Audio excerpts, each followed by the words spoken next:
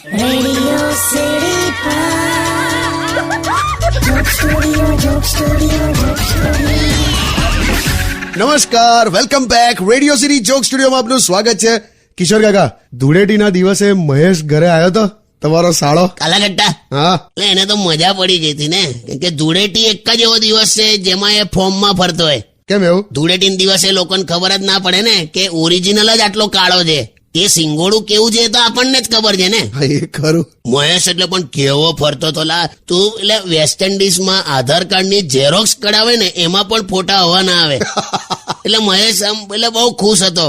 પણ મહેશ હોય અને એની ઇજ્જત ના જાય એવું બને. કેમ, શું થયું પાછું? ધૂળેટીમાં છે ને પેલા જૂના કપડા પહેરવાનો રિવાજ છે. પણ એ તો એવું જ હોય ને યાર, કલર બલર લગાડતા હોય લોકો તો પછી તો જૂના જ કપડા પહેરે ને.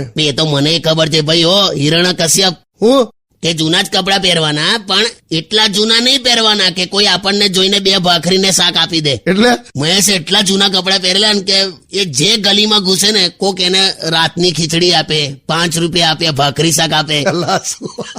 મહેશે કેટલી વાર એવું કેવું પડ્યું કે હું ધૂળેટી રમવા આવ્યો છું, લા મને ખીચડી ના આપશો. એટલે ટૂંકમાં એટલા જૂના કપડા નહીં પહેરવાના એમ, ને તો હાવ ઇજ્જત જાય. Joke Studio, Joke Studio, Joke Studio. Only on Radio